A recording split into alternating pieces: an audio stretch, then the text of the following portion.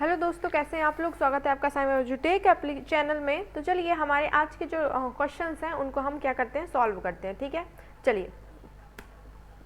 सजीव के कार्बनिक पदार्थों में किस पदार्थ की मात्रा सर्वाधिक होती है। ठीक है, सजीव यानी कि लिविंग थिंग्स। ठीक है, लिविंग थिंग्स जो होते हैं उनके जो ऑर्गेनिक पदार्थ होते हैं, ठीक है, यानी कि कार्बनिक पदार्थ जो होते हैं उसमें किस पदार्थ की मात्रा सबसे ज़्यादा होती है। ठीक, वसा यानी कि फैट, प्रोटीन या मिनरल्स या कार्बोहाइड्रेट, सबसे ज़्यादा जो मात्रा होती है वो किसकी होती है। देखिए यहाँ पे क्या होता है कि सजीव जो होते हैं यानी कि लिविंग थिंग्स जो होती है उनको सबसे ज़्यादा जो पदार्थ चाहिए होता है वो चाहिए होता है, एक तो प्रोटीन और दूसरा चाहिए होता है कार्बोहाइड्रेट। ठीक, कार्बोहाइड्रेट किसके लिए चाहिए होता है, एनर्जी के लिए। ठीक है, मिनरल्स जो होते हैं वो पोषण के लिए, न्यूट्रिएंट्स के लिए।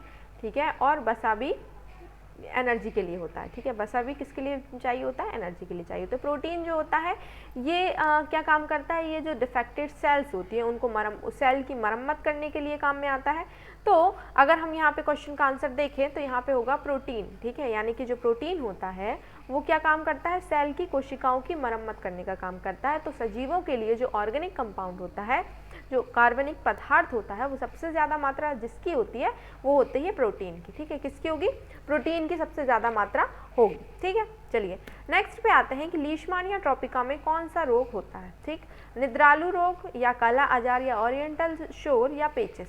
ठीक है, तो लीशमानिया जो ट्रॉपिका होता है उससे काला आजार रोग होता है। ठीक है, काला आजार रोग जो होता है वो जानवरों में होता है। ठीक है, किसमें होता है, जानवरों में होता है। ठीक, ध्यान रखिएगा, लीशमानिया जो है वो क्या है, ट्रॉपिको जो है उससे काला आजार रोग होता है जो कि जानवरों में होता है। ठीक, चलिए अब बात करते हैं मलेरिया रोग किसके कारण होता है, बैक्टीरिया, वायरस, प्रोटोजोआ या कृमि।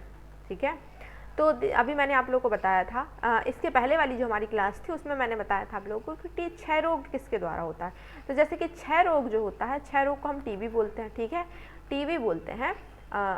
तो टीबी जो है हमारी वो किसके द्वारा होती है, माइक्रोबैक्टीरियम ट्यूबरकुलोसिस के द्वारा। ठीक, किसके द्वारा, माइक्रोबैक्टीरियम ट्यूबरकुलोसिस।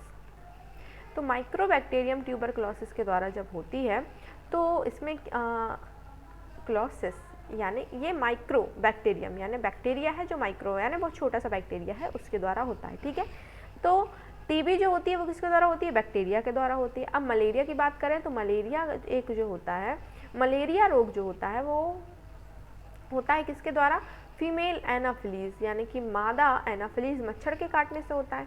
ठीक है, मादा एनाफिलीज मच्छर के काटने से होता है। ठीक है, फीमेल एनाफिलीज मच्छर के काटने से होता है। तो यहाँ पे क्या होता है कि जो फीमेल एनाफिलीज मच्छर जो होता है यानी कि जो मॉस्किटोज होता है यानी कि मच्छर, वो सिर्फ और सिर्फ एक होस्ट सेल होती है। क्या होती है, होस्ट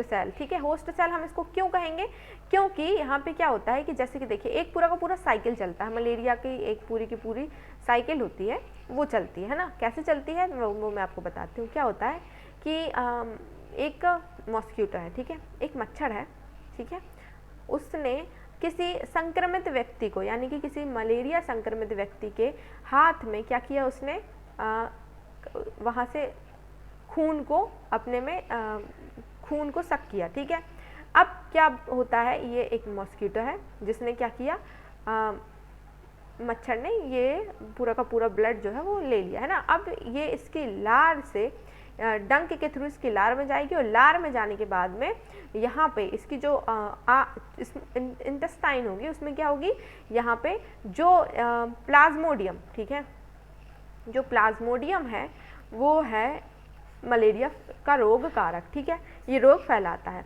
तो जब ये प्लाज्मोडियम जैसे ही मच्छर के बॉडी में जाता है वैसे ही क्या करने लगता है, डुप्लीकेशन करने लगता है यानी कि कॉपी बनाने लगता है जल्दी जल्दी। ठीक है, यानी कि उसका रिप्रोडक्शन होने लगता है। रिप्रोडक्शन होने के साथ साथ इसमें बहुत सारी संख्याएं ऐड हो जाती हैं। अब यही मच्छर किसी स्वस्थ व्यक्ति को जाके डंक मारेगा तो इसकी जो लार ग्रंथि होगी उसमें से जितने भी प्लाज्मोडियम के होंगे प्रोटोजोआ वो सारे के सारे कहाँ जाएंगे, स्वस्थ व्यक्ति के शरीर में।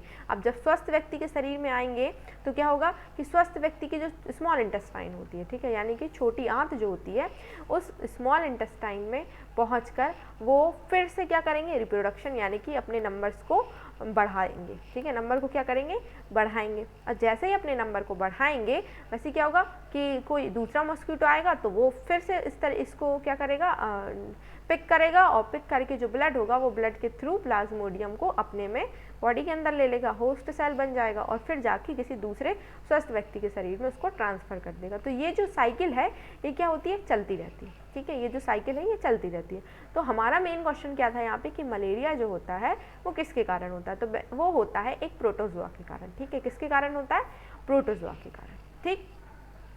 चलिए नेक्स्ट है संकुचनशील रिक्तिका या कंट्राक्टाइल वैक्यूल्स निम्नलिखित में से किसमें पाई जाती हैं। संकुचनशील यानी कि रिक्तिकाएं तो आप लोग जानते हैं, वैक्यूल्स यानी कि खाली जगह है, ठीक है, और संकुचनशील यानी कि जो संकुचित हो जाती हैं और सिकुड़ जाती हैं, फैल जाती हैं, ठीक है। तो उसमें आता है सबसे पहला यूग्लिना, यूग्लिना में होती है, या अमीबा में होती है, या पैरामीशियम में होती है, या फिर सभी में होती हैं, ठीक है। सबसे पहले ये जान लीजिए कि सारे के सारे कौन से हैं, एक कोशिकीय जीव है, अमीबा भी, पैरामीशियम भी और यूग्लिना भी, ठीक है, यूग्लिना भी, अमीबा भी और पैरामीशियम भी कौन से, एक कोशिकीय जीव हैं। और जब एक कोशिकीय जीव है तो सब में वैक्यूल्स पाई जाती हैं, यानी कि रिक्तिकाएं पाई जाते हैं, ठीक है, और सभी में कंट्रक्टाइल वैक्यूल्स ही पाए जाते हैं, ठीक। तो यहाँ का इसका जो आंसर होगा वो क्या हो जाएगा, उपयुक्त, सभी में ये वाली रिक्तिकाएं पाई जाती हैं, ठीक। चलिए लाल कोरल का नाम है, लाल कोरल किसको कहा जाता है, तो नाम से ही क्लियर हो रहा है, कोरल कोरेलियम, ठीक है, कोरल कोरेलियम, यहाँ पे इसका आंसर हो जाएगा कोरेलियम, ठीक। चलिए नेक्स्ट आते हैं, ऑक्टोपस संघ से संबंधित है, ऑक्टोपस किससे संबंधित है, तो ऑक्टोपस जो है मुलस्का संघ से संबंधित रखता है, यानी कि मुलस्का संघ का है, ठीक है। क्यों है, क्योंकि ये पानी में रहने वाला है, ठीक है, क्योंकि ये पानी में रहने वाला है, और ये इसकी कितने आर्म्स होती हैं, इसकी 8 आर्म्स होती हैं, यानी कि अगर इसको हम डिवाइड करें बीच में से तो ये 4 पार्ट्स में डिवाइड हो जाएगा, ठीक है। तो ये किस में आएगा, मोलस्का में, जितने भी समुद्री जीव होते हैं उनमें से आधे जो होते हैं वो किस में आते हैं, मोलस्का में आते हैं, ठीक। ज्वाला कोशिकाओं का संबंध किससे है, ज्वाला कोशिकाओं का संबंध किससे है, ठीक है। देखिए ज्वाला कोशिकाएं जो होती हैं जिनको हम नेफ्रॉन्स भी कहते हैं, ठीक है, सॉरी हाँ, जिनको हम नेफ्रॉन्स भी कहते हैं, ठीक। कैसे, आप लोगों ने एक्सक्रेशन देखा होगा, ठीक है, एक्सक्रेशन यानी कि उत्सर्जन तंत्र, ठीक है, उत्सर्जन तंत्र जो होता है किस तरीके से होता है, किडनी होती है, ठीक है, और किडनी में नेफ्रॉन्स होते हैं, ठीक है, इस तरीके से किडनी जुड़ी हुई होती है, 2 किडनियाँ होती हैं, ठीक है, और दोनों किडनियों में नेफ्रॉन्स पाए जाते हैं, ठीक है, जो एक ज्वाला के जैसे दिखाई देते हैं, इस वजह से इसको क्या कहते हैं, ज्वाला कोशिका। और ये पूरा का पूरा यूरिनरी ब्लैडर होता है, यूरेथ्रा के थ्रू बॉडी से बाहर हो जाता है। तो यहाँ पे ज्वाला कोशिकाओं का संबंध होता है एक्सक्रेशन से, यानी कि उत्सर्जन से, ठीक है, ना कि श्वसन में भी कोई ज्वाला कोशिकाएं नहीं होती है और पाचन में भी कोई ज्वाला कोशिकाएं नहीं होती है, और उपयुक्त में से कोई नहीं, यानी कि उत्सर्जन में तो होती है। इसका आंसर क्या होगा, उत्सर्जन में, यानी एक्सक्रेशन में।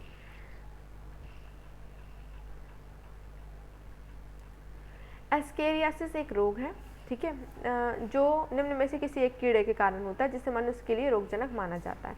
तो ये जो गोल कृमि होते हैं, सामान्य गोल कृमि जो होते हैं, ये एस्केरियासिस एक बीमारी होती है जो एस्केरिस से फैलती है, जिसको गोल कृमि भी कहते हैं, ठीक है, एस्केरियासिस, ठीक है, ये एस्केरिस से होती है, इसको हिंदी में गोल कृमि कहते हैं, और इसी के द्वारा जो एस्केरियासिस रोग होता है वो मनुष्यों में फैलता है, ठीक है। तो इसका आंसर क्या हो जाएगा, सामान्य गोल कृमि, ठीक है, सामान्य गोल कृमि। एड्स बीमारी से प्रभावित होने वाला तंत्र है पाचन तंत्र, श्वसन तंत्र, केंद्रीय तंत्रिका तंत्र या प्रतिरक्षा तंत्र। एड्स बीमारी जो हमारा होता है ये होता है, सबसे पहले एड्स का फुल फॉर्म भी आप लोगों से पूछा जा सकता है, तो एक्वायर्ड इम्यूनोडेफिशिएंसी सिंड्रोम, ठीक है, एक्वायर्ड इम्यूनोडेफिशिएंसी सिंड्रोम, तो ये होता है इसका फुल फॉर्म। और एड्स जो रोग होता है वो होता है एक वायरस के द्वारा, ठीक है, किससे होता है, एक वायरस से होता है, और उस वायरस का जो नाम है वो है HIV, ह्यूमन इम्यूनोडेफिशिएंसी वायरस, ठीक है, HIV वायरस के थ्रू होता है। तो ये हमारे किस तंत्र को क्या करता है, किस तंत्र को इफेक्ट डालता है, तो यहाँ पे एड्स जो होता है ये डाइजेस्टिव सिस्टम से रिलेटेड नहीं होता है, लंग्स से भी नहीं होता है, ठीक है, मतलब ये रेस्पिरेशन से भी रिलेटेड नहीं होता है। ये CNS यानी सेंट्रल नर्वस सिस्टम और इम्यून सिस्टम, ठीक है। तो ये हमारा इम्यून सिस्टम पर डिपेंड करता है, ठीक है। ये हमारे इम्यून सिस्टम के जो सेल्स होती हैं उन सेल्स को क्या करते हैं, ख़त्म करने का काम करते हैं। जो T सेल्स और B सेल्स होती हैं, जो एंटीजन और एंटीबॉडीज़ होती हैं, उनको किल करने का काम करते हैं, जिसकी वजह से हमारा प्रतिरक्षात्मक तंत्र यानी कि इम्यून सिस्टम जो होता है बहुत ज़्यादा वीक हो जाता है। और जैसे ही हमारा वीक होता है तो बहुत सारे जो अलग अलग बीमारियां होती हैं वो क्या होती हैं, फैलने लगती हैं। यानी कि और कुछ दूसरी बीमारी जो होगी वो बहुत जल्दी जल्दी क्या होगी, फैलना स्टार्ट हो जाएगी, ठीक। ये क्या हुआ, एड्स बीमारी से फैलने वाले तंत्र, मतलब एड्स बीमारी से जो प्रभावित होने वाला तंत्र है यानी कि जो सिस्टम है वो कौन सा है, प्रतिरक्षा तंत्र, ठीक है। कौन सा है, प्रतिरक्षा तंत्र। काइटिन युक्त बाह्य कंकाल निम्नलिखित में से किसमें पाया जाता है, टिनिया में, केचुआ में, कीटों में या पक्षियों में। देखिए कंकाल, ठीक है, और वो भी कौन सा, बाह्य कंकाल, ठीक है।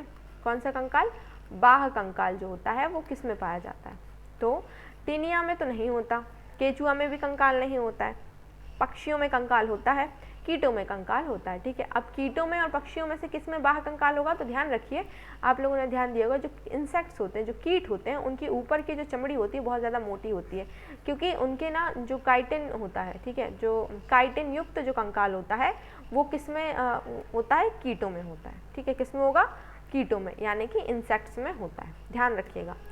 निम्नलिखित में से कौन सा सही सुमेलित नहीं है, मच्छर, एंसेफेलाइटिस, घरेलू मक्खी। देखिए सुमेलित करना है हमको, मच्छर से